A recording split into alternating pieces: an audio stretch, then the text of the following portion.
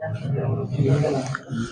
दोस्तों, सभी good morning. और आज जो है 12th क्लास फिजिक्स में आपका जो एक चैप्टर है उसमें एक बहुत ही डेरिवेशन, इंपोर्टेंट डेरिवेशन है जिसमें दो लंबी समाअक्षीय परिनलिकाओं के बीच अन्योन्य प्रत्व हमें ज्ञात करना है।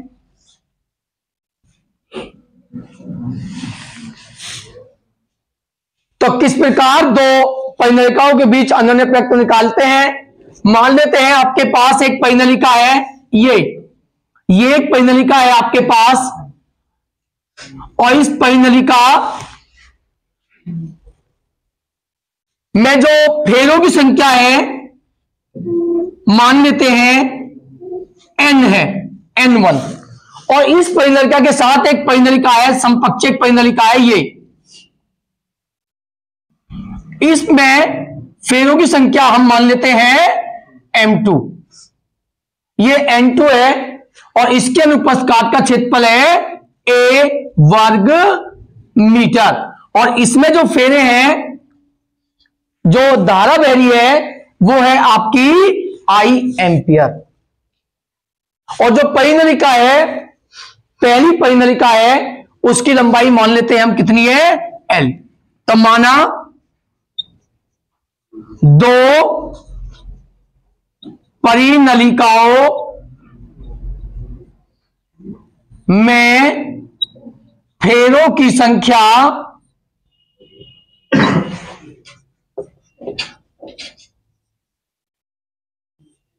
क्रमशः n1 व n2 है, तथा पहली परिनलिका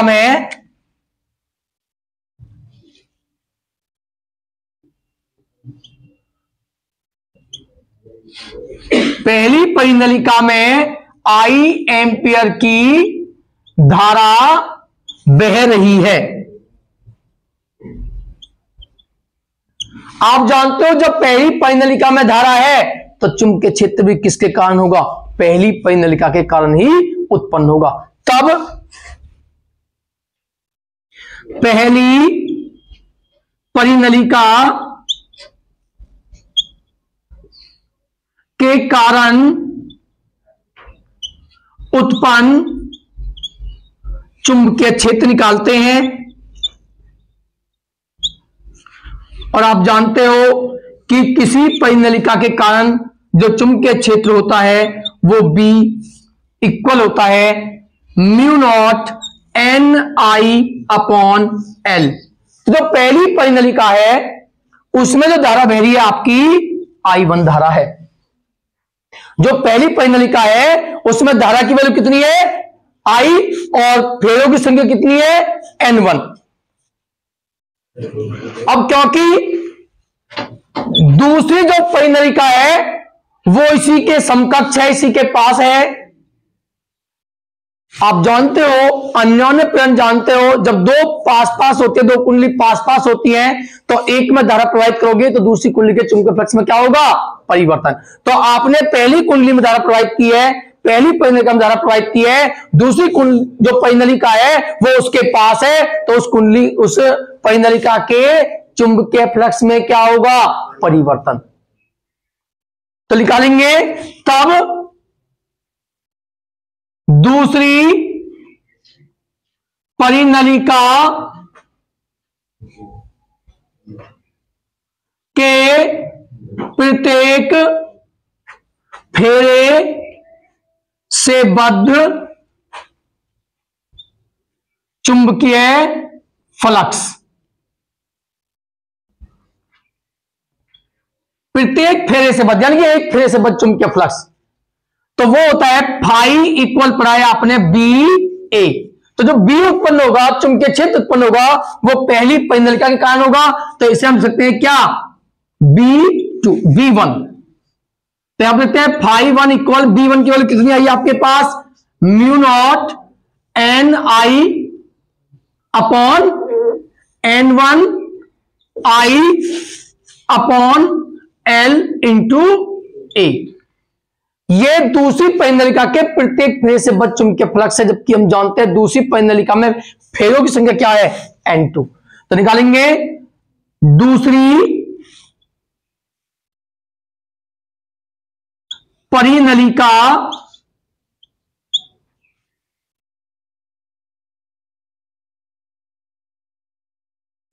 के सभी फेरों से बद्ध चुंबकीय फ्लक्स, तो वो किसके बराबर होगा, फाई इक्वल एक फेरे से बद्ध चुंबकीय फ्लक्स की वैल्यू ये है, तो आपको जाएगा N2 इंटू φ1। क्योंकि दूसरी परिनलिका में कितने फेरे हैं, N2।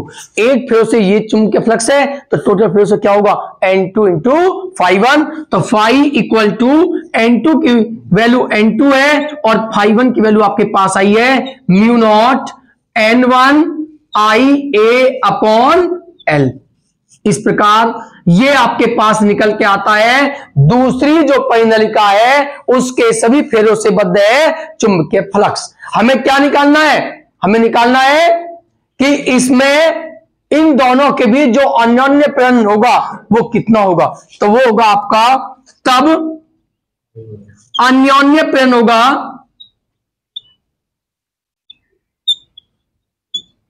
अन्योन्य प्रेरण गुणांक आप जानते हो किसके इक्वल होगा, M equal phi upon I, phi upon I. तो M इक्वल टू फाई की वैल्यू आप निकाल चुके हो और फाई किसके इक्वल है, mu naught N1 into N2 into IA और अपॉन में आपका है L और अपॉन में क्या है आपका I। तो I से I क्या हो जाएगा आपका कैंसिल, तो M इक्वल निकल के आता है mu naught N1 N2 A upon L। तो ये है दो परिनलिकाओं के बीच अन्योन्य प्रेरकत्व। यदि आपके पास त्रिज्या दी हुई हो तो आप A के स्थान पर सकते हो पाई आर स्क्वायर। तो यह है दो परिनलिकाओं के बीच अन्योन्य प्रेरकत्व।